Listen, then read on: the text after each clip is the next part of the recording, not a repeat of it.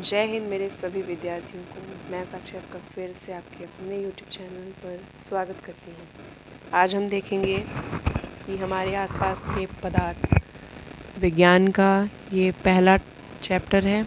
कक्षा 9वीं का NCERT की किताब है ये, और इसमें हम पहले चैप्टर पर डिस्कस कर रहे हैं। इसका पहला चैप्टर है हमारे आसपास के पदार्थ। इसको हम देख लेंगे कि हमारे आसपास के पदार्थ, इनमें कौन कौन सी चीज़ें इंपॉर्टेंट हैं। जो चीज़ें इंपॉर्टेंट हैं मैंने सिर्फ उसी को लिया हुआ है। संसार की सभी वस्तुएं जिस सामग्री से बनी हैं वैज्ञानिक उसे पदार्थ कहते हैं। सब कोई अपनी कॉपी पेन लेके बैठेंगे और एक एक चीज़ नोट डाउन करेंगे। वे वस्तुएं जिनका द्रव्यमान होता है तथा स्थान घेरती हैं पदार्थ कहलाती हैं। प्राचीन भारत के दार्शनिकों ने पदार्थ को पंचतत्व वायु, पृथ्वी, अग्नि, जल और आकाश से बना बताया हुआ है। पदार्थ को इन्हीं पंच तत्वों में वर्गीकृत किया गया है। सभी पदार्थ कणों से मिलकर बने हुए होते हैं। पदार्थों के कण अत्यंत सूक्ष्म होते हैं। पदार्थों के कणों के बीच रिक्त स्थान होता है। पदार्थ के कण निरंतर गतिशील होते हैं। पदार्थ के कण एक दूसरे को आकर्षित करते हैं। पदार्थ के कणों में गतिज ऊर्जा होती है और तापमान बढ़ने से कण की गति तेज हो जाती है। पदार्थ के कण अपने आप ही एक दूसरे के साथ अंतः मिश्रित हो जाते हैं। ऐसे कणों के रिक्त स्थानों में समावेश के कारण होता है। वे दो विभिन्न पदार्थों के कणों का स्वतः मिलना विसरण कहलाता है। इसे इम्पोर्टेंट है, इसे अंडरलाइन कर लीजिएगा कि दो विभिन्न पदार्थों के कण का स्वतः ही मिलना ये विसरण कहलाता है। ठीक है, तो इसको लिख लेना है। फिर पदार्थों के कणों के बीच एक बल कार्य करता है। यह बल कणों को एक साथ रखता है। इसे अंतराणुक बल कहते हैं। इस तरीके से बहुत सारे टॉपिक्स हैं, है ना, इसमें हम डिस्कस कर रहे हैं। जैसे संलग्न की प्रसुप्त ऊष्मा वायुमंडलीय दाब पर 1 किलोग्राम ठोस को उसके गलनांक पर द्रव में बदलने के लिए जितनी ऊष्मा या ऊर्जा की आवश्यकता होती है उसे संगलन की प्रसुप्त ऊष्मा कहते हैं। ठीक है, ऐसे ही हम देख लेते हैं कि गलन के लिए जो गुप्त ऊष्मा होती है उसकी क्या प्रक्रिया होती है। तो गलने की प्रक्रिया के दौरान गलनांक पर पहुंचने के बाद जब तक कोई पदार्थ पूरी तरह गल नहीं जाता, तापमान नहीं बदलता, चाहे इसमें और भी ऊष्मा दी जाए, पदार्थ के कणों के आकर्षण बल को बदलने के लिए ताकि अवस्था में परिवर्तन हो सके, तापमान में बिना कोई वृद्धि दर्शाए पदार्थ उस अतिरिक्त ऊष्मा को अवशोषित कर लेता है। यह ऊष्मा पदार्थ में छुपी हुई जिसे गुप्त ऊष्मा कहते हैं। ठीक है, तो गुप्त ऊष्मा की परिभाषा कि गुप्त ऊष्मा क्या कहते हैं, किसे कहते हैं, किस प्रकार की होती है, ऐसे ही संलग्न की प्रसुप्त ऊष्मा क्या होती है, इनको नोट डाउन करके रख लेना है। सीधे से आप स्क्रीनशॉट ले लीजिए और इनको नोट करके रख लेना है। ये बहुत ही इंपॉर्टेंट आर्टिकल मैंने छांट के सभी को बना के रखा हुआ है और इस तरीके से हम देख लेंगे।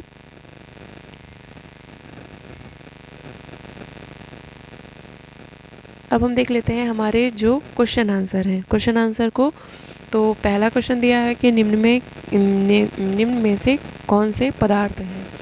तो पहला दिया है कुर्सी, वायु, स्नेहक, गंध, घृणा, बादाम, विचार, शीतल, पेय, इत्र की सुगंध, है ना। तो इस तरीके से पदार्थ जो हो गए ना, जो प्रेजेंट होते हैं, जैसे कुर्सी हो गई, वायु, बादाम और शीतल पेय आदि पदार्थ हो गए। अगला क्वेश्चन दिया है कि निम्न प्रेक्षणों के कारण बताइए।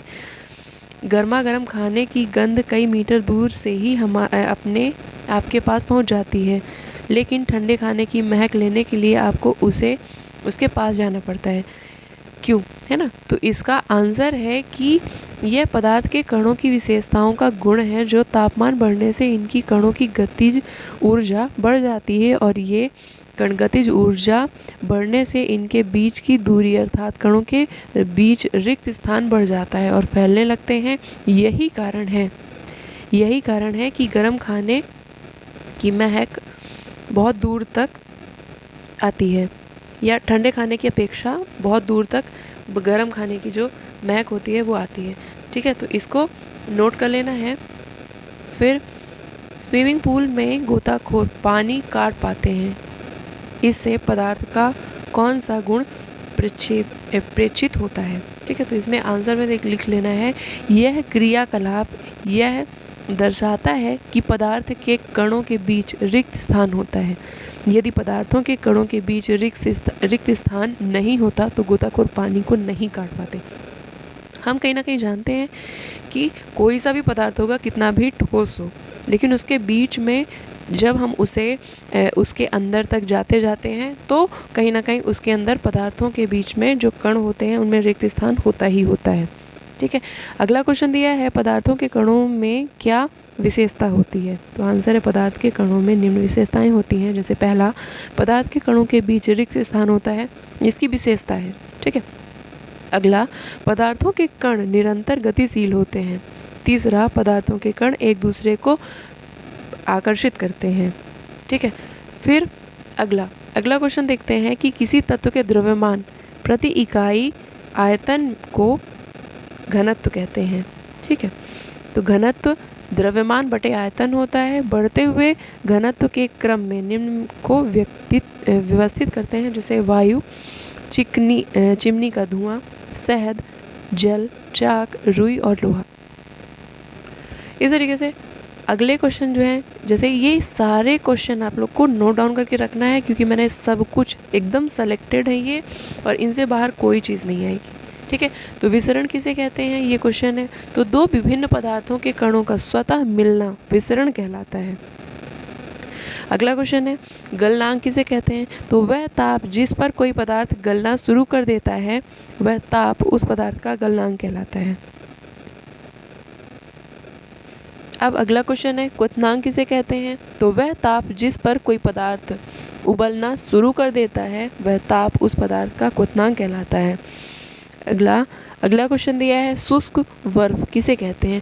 ठोस कार्बन डाइऑक्साइड को शुष्क बर्फ कहते हैं। ये क्या होता है, बहुत ज़्यादा ठंडा होता है, बहुत ज़्यादा ठंडा, इसलिए इसे शुष्क बर्फ कहते हैं। अगला क्वेश्चन है, पदार्थ की अवस्था परिवर्तन के लिए उत्तरदायी कारक का नाम क्या है, यह लिखिए। तो पदार्थ की अवस्था परिवर्तन के लिए उत्तरदायी कारक हैं, पहला तो है ताप, अगला है दाब। ठीक है, पहला ताप हो गया, अगला दाब हो गया। अगला क्वेश्चन है कि गुप्त ऊष्मा से आप क्या समझते हैं। तो गुप्त ऊष्मा ये काफ़ी इंपॉर्टेंट है। मैंने उस टाइम पे भी बताया कि जब हम देख रहे थे तो भी मैंने बताया कि गुप्त ऊष्मा इम्पॉर्टेंट है। तो देखेंगे कि अवस्था परिवर्तन के समय स्थिर ताप पर पदार्थ के एकांक द्रव्यमान को दी गई आवश्यक ऊष्मा की मात्रा को गुप्त ऊष्मा कहते हैं। इसे नोट कर लेना है। ठीक है, अवस्था परिवर्तन के समय स्थिर ताप पर पदार्थ के एकांक द्रव्यमान को दी गई आवश्यक ऊष्मा की मात्रा को गुप्त ऊष्मा कहते हैं। ठीक है, तो ये गुप्त ऊष्मा हो गई।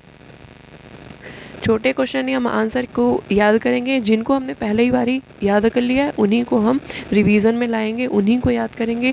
2-3 परिभाषाएं हम कभी भी नहीं याद करेंगे अलग अलग, एक ही चीज़ की 2-3 परिभाषाएं नहीं याद करते। एक परिभाषा याद करो, उसी में अपनी कमांड बनाओ, बढ़िया से उसी को याद करो, तैयार करो। ठीक है, अगला क्वेश्चन है, ठोस, द्रव और गैस के गुणधर्म लिखिए। ठोस के गुणधर्म निम्न हैं, जैसे पहला, ठोस पदार्थ का निश्चित आकार होता है। ठीक है, फिर अगला, स्पष्ट सीमाएं और स्थिर आयतन होता है। तीसरा, बाह्य बल लगाने पर भी ठोस अपने आकार को बनाए रखता है। चौथा, अंतराणुक बल ठोसों में द्रव और गैस से अधिक होते हैं। अगला है द्रव के गुणधर्म। तो द्रव के गुणधर्म में पहला है, द्रव का निश्चित आकार नहीं होता। जैसे हम किसी भी बर्तन में उसे डाल देते हैं, द्रव जैसे पानी हो गया, दूध हो गया, तेल हो गया, ये सारे द्रव हैं, तो किसी भी बर्तन में डाल देते हैं हम, उसके हिसाब से वो एडजस्ट कर लेता है। तो पहला गुण हो गया उसका, द्रव का निश्चित आकार नहीं होता। दूसरा, इनका आयतन निश्चित होता है। ठीक है, अभी 1 लीटर तेल है तो वो 1 लीटर ही होगा, इनका आयतन निश्चित है कि हाँ ये इतने में आ जाएंगे। फिर द्रवों में बहाव होता है, इनका आकार बदलता रहता है। जैसे अगर हम फर्श पे डाल दें तो वो पूरे में फैल जाएंगे, अगर हम किसी ऊपर से मतलब ढाल की तरफ फेंकें तो वो बहते हुए चले जाएंगे। इनमें बहाव का गुण या इनका आकार बदलने का गुण होता है। तीसरा, इनका अंतराणु बल ठोस से कम होता है लेकिन गैस से ज़्यादा होता है। ठीक है, ये ध्यान रखना है कि इनका अंतराणु बल जो होता है वो ठोसों से तो कम होता है लेकिन गैसों से अधिक होता है। अगला है गैस के गुणधर्म। तो गैसों के गुणधर्म में पहला है, ठोसों एवं द्रवों की तुलना में गैस की संपीड्यता काफ़ी अधिक होती है। फिर दूसरा है, इनके कणों के बीच अंतराणुक बल सबसे कम होता है। ठीक है, इनके बीच जो अंतराणुक बल होता है ना वो ठोस द्रव दोनों से कम होता है, बहुत ही कम। अगला है कि गैसों को आसानी से दबाया जा सकता है। नंबर 4, इनका विसरण काफ़ी तीव्रता से होता है।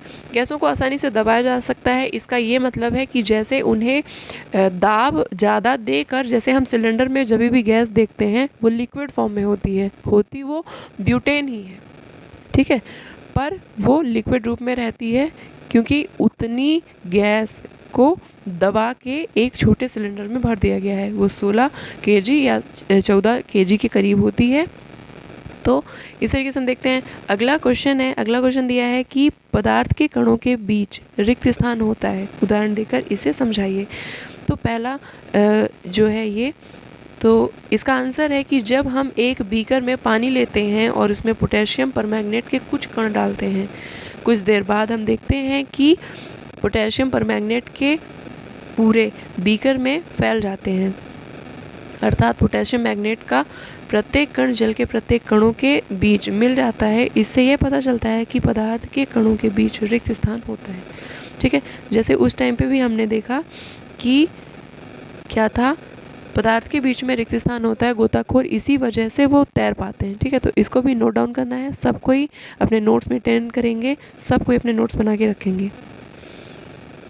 कारण बताइए क्यों गैस उस बर्तन को पूरी तरह भर देती है जिसमें उसको रखते हैं। द्रव की तुलना में गैस की संपीड्यता अधिक होती है, इससे जिस बर्तन में डाला जाता है तेजी से स्थान ले लेती है और पूरी तरीके से भर जाते हैं।